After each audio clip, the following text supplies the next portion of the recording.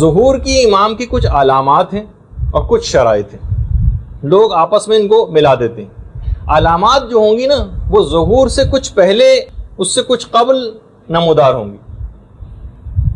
اچھا، جبکہ ظہور سے براہ راست ربط ہے شرائط کا، علامات الگ ہیں امام کے ظہور کی، شرائط الگ ہیں۔ علامات ضروری نہیں کہ بیک وقت ظاہر ہوں، سالہ سال سے پوری ہوتی چلی جا رہی ہیں علامات، اور کچھ آخری وقت سے مخصوص ہیں۔ ہو سکتا ہے کہ ایک ہی وقت میں بہت ساری علامات، جیسے کہ پچھلے 6 مہینے میں 70 سے زیادہ علامات پوری ہوئی، چند ایک کا تذکرہ آگے چل کے شاید آئے بھی۔ تو اور اسی طریقے سے جو علامات ہوں گی وہ پہلے نمودار ہوں گی اور جلد ختم ہو جائیں گی، جبکہ شرائط ظہور سے کچھ عرصے پہلے ہوں گی اور یہ پھر مستقل رہیں گی۔ اچھا، باقاعدہ ایک پاکستانی زائر چند سال پہلے مشہد میں ان کی خود امام زمانہ سے ملاقات ہوئی تھی، ایک پاکستانی زائر کی۔ امام سے ایک سوال پوچھا تھا انہوں نے، مولا یہ بتائیے کہ ہم تو آپ کو بہت زیادہ یاد کرتے ہیں، کیا آپ بھی ہمیں یاد کرتے ہیں؟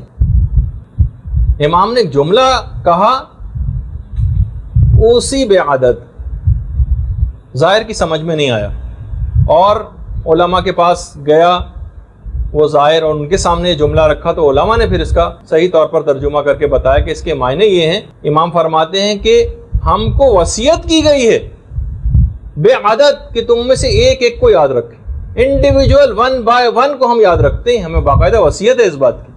تو بہرحال یہ امام کی اتنی حد تک آ گئی، یعنی امام اتنے زیادہ کنسرن ہے کہ 1 بائی 1 جتنی خواتین یہاں پہ بیٹھی ہوئی ہیں، امام ان سے مکمل طور پر ان کے حالات سے واقفیت رکھتے ہیں، ان کو یاد کرتے ہیں۔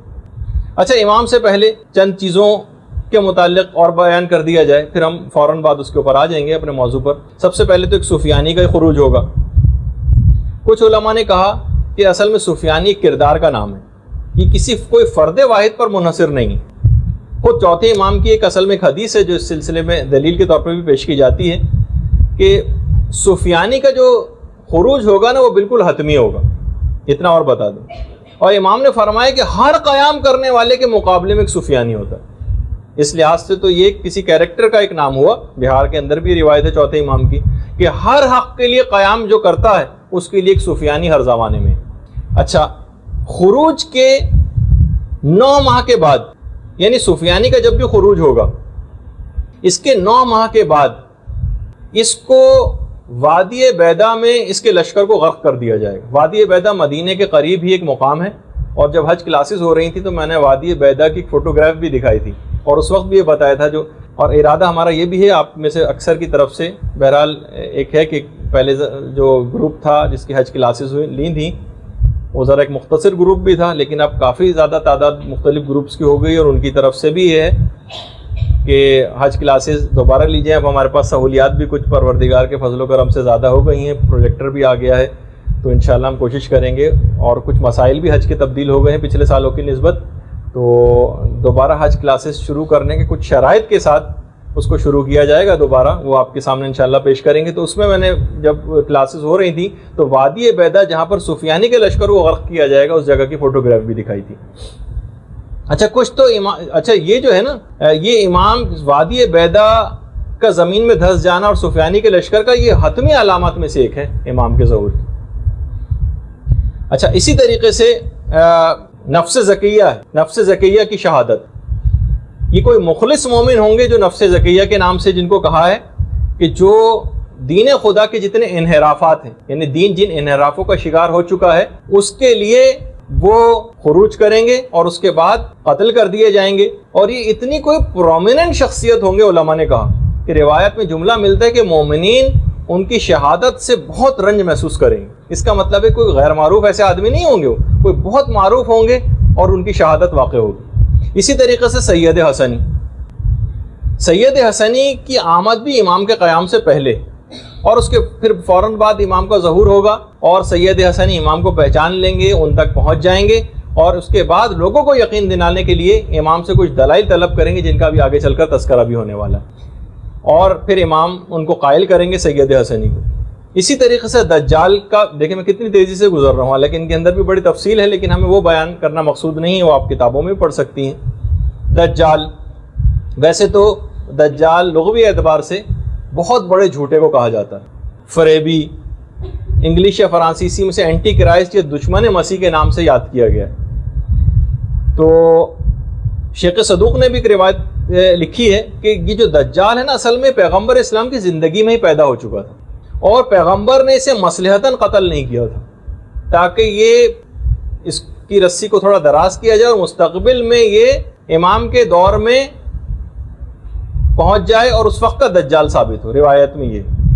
اچھا، یہ ظہور کے ٹھیک 18 دن کے بعد، یہ امام کے ظہور کے ٹھیک 18 دن بعد خروج کرے گا۔ دیکھیے یہ میں اور بتا دوں کہ اگر میں ظہور دجال کہوں تو وہ بھی صحیح ہم، لیکن امام کے منسوب ہونے کی وجہ سے ظہور کے لفظ کو ذرا ہم نے بہت متبرک سمجھا ہے، اور کوئی حرج بھی نہیں ہے اس کے اندر، لیکن خروج عام طور پر ان لوگوں کے لیے استعمال ہوتا ہے، سفیانی کے لیے، دجال کے لیے، اور امام کے لیے ظہور کا لفظ استعمال ہوتا ہے۔ لیکن اگر ظہور دجال کا بھی لفظ کہیں کہ آپ پڑھ لیں تو وہ بھی کوئی غلط لفظ نہیں۔ یہ ٹھیک 18 دن کے بعد خروج کرے گا یا ظاہر ہوگا، اور اس حد تک یہ تاکیدی امر ہے۔ روایات میں یہ کہ امام کا اگر ظہور ہو جائے اور اس کے ٹھیک 18 دن کے بعد دجال کا ظہور نہ ہو تو سمجھ لینا کہ وہ سچا مہدی نہیں ہوگا، یعنی اتنا یقینی ہے ٹھیک 18 دن کے بعد امام کے ظہور کے دجال کا ظہور ہونا۔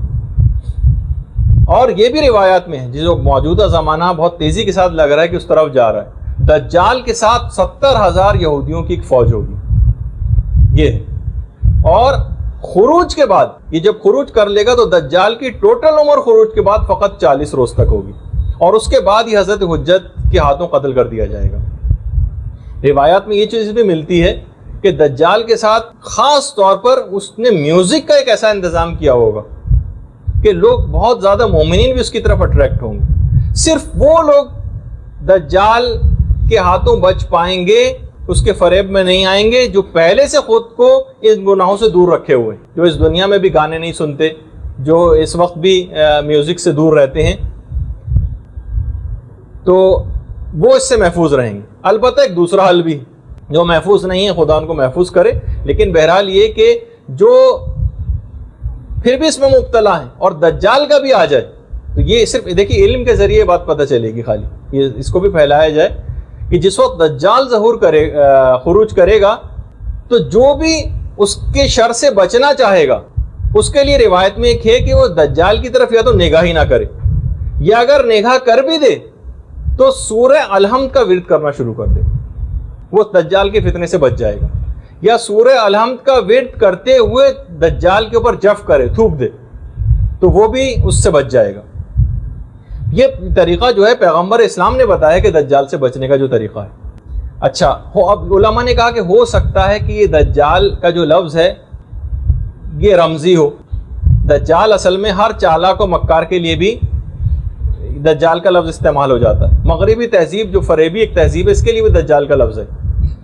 اچھا، اسی طریقے سے دیکھیے ایک بات اور بتا دی جائے کہ سفیانی فلسطین سے خروج کرے گا روایت میں۔ اچھا، فلسطین اور اسرائیل یہ تو بالکل ملے ہوئے ہی ہیں، یعنی یہ کہا جائے کہ اسرائیل سے خروج ہوگا۔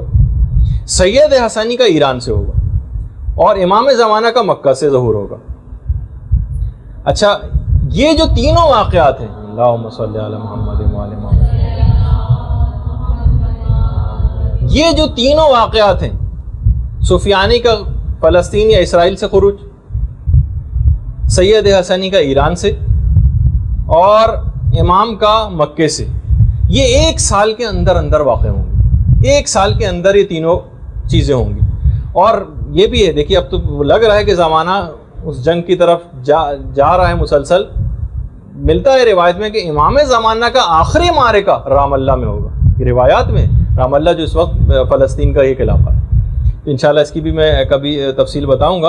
امام کے ظہور سے پہلے خاص چیز اور ہے جس میں بہت سی باتیں بھی ہم کو اس لحاظ سے بتانی ہیں، جس سے بچنے کے طریقے بھی اس میں آتے ہیں، کہ امام کی آمد سے پہلے ایک زوردار دھماکے چیخ کی آواز آئے گی، روایات میں یہ۔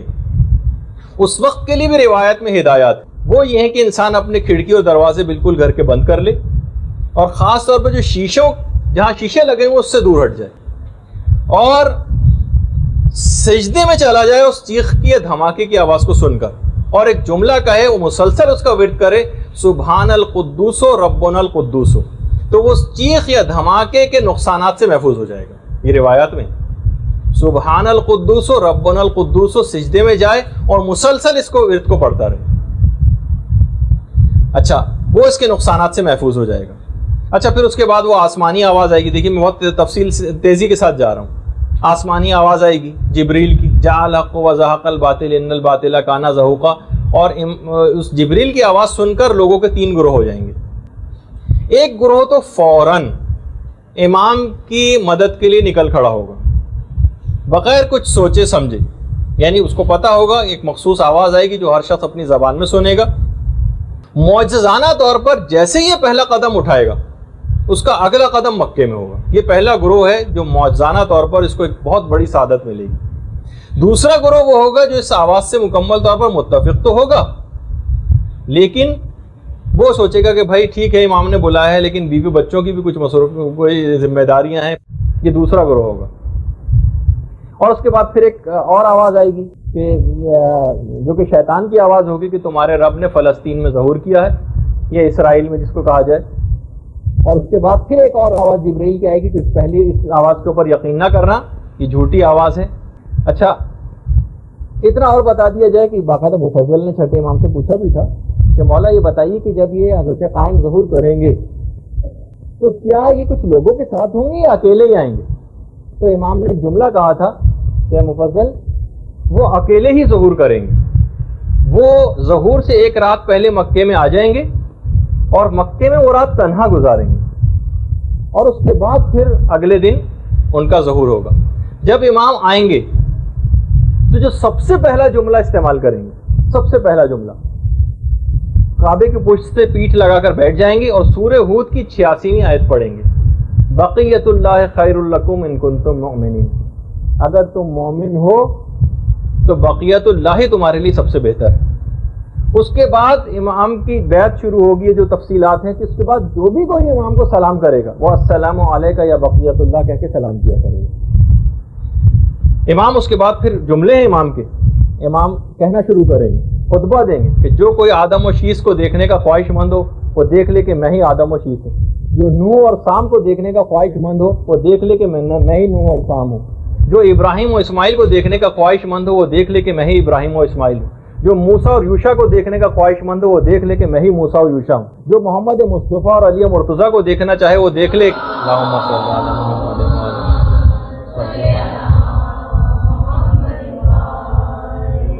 وہ دیکھ لے کہ میں ہی محمد مصطفیٰ علی مرتضیٰ ہوں. جو حسن و حسین کو دیکھنا چاہے وہ دیکھ لے کہ میں ہی حسن و حسین ہوں. جو اولاد حسین کے ائمہ کو دیکھنے کا خواہش مند ہو تو دیکھ لے کہ میں ہی اس نسل پاک کے معصومین کا خلاصہ ہوں. اور اس کے بعد پھر امام کہیں گے کہ میری گفتگو کو توجہ کے ساتھ سنو، میں تم کو ایسی چیزوں کی خبر دوں گا جس سے پہلے تم نے کبھی نہیں سنی ہوگی. اس کے بعد امام آسمانی کتابوں کی تلاوت کرنا شروع کریں گے، آدم و شیس کے صحیفوں کی تلاوت کریں گے، نوح و ابراہیم کے صحیفوں کی تلاوت کریں گے. اس کے بعد امام چاروں کتابیں توریت، زبور و انجیل و قرآن کی تلاوت کریں گے. سب سے پہلے جو بیعت امام کی کریں گے وہ حضرت جبرائیل ہوں گے.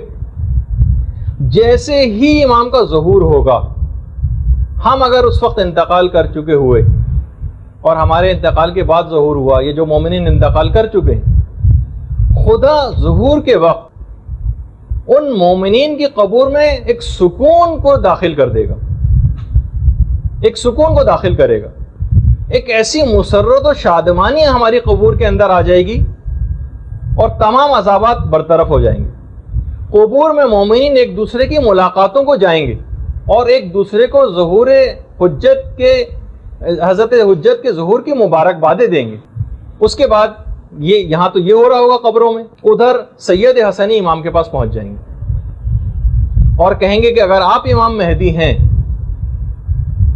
تو پھر رسول کا عصا کہاں ہے، رسول کی انگوٹھی کدھر ہے، رسول کا لباس کہاں ہے، رسول کی جو زرہ جس کا نام فاضل تھا وہ کدھر ہے، رسول کا امامہ جس کا نام صحاب تھا وہ کہاں ہے، یربو نام کا رسول کا ایک گھوڑا، یہ رے بے واو عین، وہ کدھر ہے، غصبہ نام کا ناقہ رسول کا وہ کدھر ہے، دلدل جو رسول کا خچر تھا وہ کہاں ہے، اور یافور نام کا رسول کا جو حمار تھا وہ کدھر ہے، رسول کا گھوڑا براق کہاں ہے، اور علی کے ہاتھ کا جمع ہوا قرآن کدھر ہے.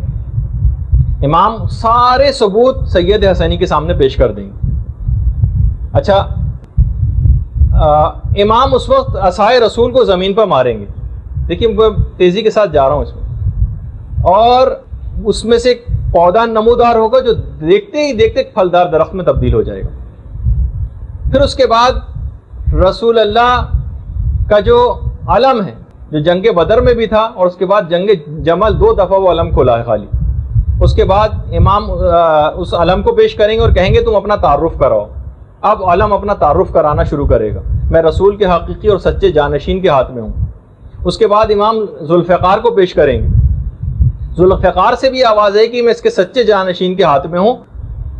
پھر اس کے بعد روایت میں ہے کہ ایک روایت میں کہ امام مہدی یہ کام کریں گے، ایک میں ہے کہ سید حسنی یہ کام کریں گے کہ عصائے موسیٰ کو اٹھا کر زمین پہ ماریں گے اور اسی وقت 12 چشمے پھوٹ پڑیں گے۔ ان 12 چشموں کی بھی خاص وجہ ہوگی کہ اس وقت اعلان بھی کر دیا جائے گا کہ جو شخص بھی امام کے ظہور کے بعد امام کے پاس پہنچنے والا ہوگا اس سے کہا جائے گا کھانے اور پینے کا کوئی سامان لانے کی ضرورت نہیں ہے، عصائے موسیٰ کے ذریعے جو چشمے پھوٹیں گے اور کھانے لوگ سیراب بھی اسی سے ہوں گے اور اپنی غذائی ضروریات بھی اس سے پوری کریں گے، ایک پوری تفصیل ہے روایت میں۔ اس کے بعد انگشتری سلیمان امام وہ پیش کریں گے کہ جب حضرت سلیمان کی وہ انگوٹھی جب حضرت سلیمان پہن لیتے تھے تو تمام پرندے اور جانور ان کے گرد جمع ہو جاتے تھے، اپنے اپنے مسائل پیش کرتے تھے، ان کی زبان میں حضرت سلیمان ان کے جوابات دیتے تھے۔ امام بھی اسی چیز کو دہرائیں گے اور وہ انگوٹھی پہن لیں گے، پرندے سارے جمع ہو جائیں گے، امام ان کو ان کی زبان میں جواب دیں گے۔ اس کے بعد سید حسنی کہیں گے وہ رسول اللہ کی زرہ کہاں ہے جو ان کے صحیح اور سچے جانشین کے علاوہ کوئی اور نہیں پہن سکتا۔ امام وہ زرہ پیش کریں گے اور سید حسنی سے کہیں گے تم اس کو پہنو۔ سید حسنی لرز جائیں گے، نہیں میں اس زرہ کو نہیں پہن سکتا۔ امام اصرار کریں گے کہ نہیں تم پہنو اس کو، جب وہ پہنیں گے تو ان کے جسم پہ فٹ نہیں آئے گی۔ امام سید حسنی کی فوج کے سامنے اس وقت اس چیلنج کے طور پر اس زرہ کو پیش کریں گے، سب پہن کے فوجی پہن کے اس کو دیکھیں گے، لیکن کسی کے جسم کے اوپر وہ زرہ فٹ نہیں آئے گی، یہاں تک کہ امام پھر اس زرہ کو خود پہنیں گے اور ان کے جسم پر مکمل طور پر وہ زرہ فٹ ہو جائے گی۔ سید حسنی اپنی تمام تر فوج کے ساتھ اس وقت امام کی بیعت کر لیں گے۔ اچھا، اس وقت جب امام کی بیعت ہوگی تو اس وقت اور کون کون بیعت کے لیے آئے گا؟ کہا روایات میں ہے کہ 30,313 فرشتے بھی بیعت کے لیے اس وقت پہنچ جائیں گے۔ کچھ اس میں فرشتے وہ ہوں گے ان 30,313 میں سے جو حضرت نوح کی کشتی میں ان کے ساتھ تھے، کچھ فرشتے وہ ہوں گے جو حضرت ابراہیم کو جب آگ میں پھینکا جا رہا تھا اس وقت ان کے ساتھ تھے، کچھ وہ فرشتے ہوں گے جو حضرت موسیٰ کے ساتھ اس وقت تھے کہ جب حضرت موسیٰ کے لیے دریا کو پھاڑا جا رہا تھا، اور کچھ حضرت عیسیٰ کے ساتھ وہ فرشتے تھے کہ جب حضرت عیسیٰ کو آسمانوں پر بلند کیا جا رہا تھا، اور 4,000 فرشتے نشان زدہ ہوں گے، مارکڈ بالکل، اور 1,000 فرشتے اور ان کے ساتھ نازل ہوں گے۔ 313 فرشتے وہ ہوں گے جو جنگ بدر میں پیغمبر اسلام کی نصرت کے لیے نازل ہوئے تھے، اور 4,000 فرشتے وہ ہوں گے جو امام حسین کی مدد کے لیے کربلا میں تشریف لائے تھے، اور لیکن امام نے ان کو جنگ کی اجازت نہیں دی تھی اور وہ پھر واپس نہیں گئے تھے۔ یہ فرشتے اس کے بعد پھر واپس آسمانوں میں نہیں گئے، امام کی شہادت کے بعد ان کی قبر کے ارد گرد ہی گریہ کناں ہیں، بال پریشان ہیں، غبار آلود ہیں، اور یہ قیامت تک ان کا ایک سربراہ ہے ان فرشتوں کا جس کا نام منصور ہے۔ یہ جو بھی زائر کربلا جاتا ہے یہ تمام فرشتے اس کے استقبال کے لیے جاتے ہیں، جب زائر وہاں سے ودا ہونے لگتا ہے کربلا سے اس کو ودا کے لیے آتے ہیں، جب کوئی زائر بیمار ہو جاتا ہے تو اس کی عیادت کے لیے جاتے ہیں، اگر کوئی زائر انتقال کر جاتا ہے تو اس کی نماز جنازہ پڑھنے اور اس کے استغفار کے لیے آتے ہیں۔ یہ سب کے سب فرشتے آسمانوں میں واپس نہیں گئے تھے اور یہ امام زمانہ کے ظہور کا انتظار کر رہے ہیں اور یہ آپ کی نصرت کریں گے ظہور کے بعد۔ اچھا، اس کے بعد میں ابھی جیسے کہ 5ویں امام کی وہ روایت ہے جو ہم نے اس سے پہلے کھانے پینے کے سلسلے میں پیش کی، امام فرماتے ہیں کہ ندا آئے گی کہ تم میں سے کوئی بھی کھانا لانے کی زحمت کو نہ گوارا کرے، کہ امام کے پاس حضرت موسیٰ کا وہ پتھر ہے جس سے 12 چشمے پھوٹ پڑتے ہیں، اور حضرت قائم کا جب ظہور ہوگا تو اس پتھر سے جو چشمے پھوٹیں گے اسی سے لوگ اپنی پیاس کو بجھائیں گے اور اسی سے لوگ اپنی بھوک کو بھی ختم کریں گے۔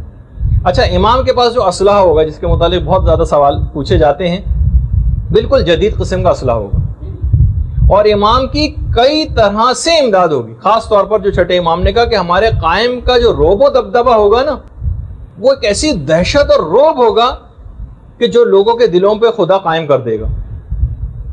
آج بھی ہم دیکھتے ہیں کہ حزب اللہ کا کیسا رعب اور دبدبہ ہے، حالانکہ اتنی چھوٹی سی جماعت، لیکن اس کے باوجود امام کے متعلق ہے کہ ان کا ایک ایسا رعب اور دبدبہ ہوگا.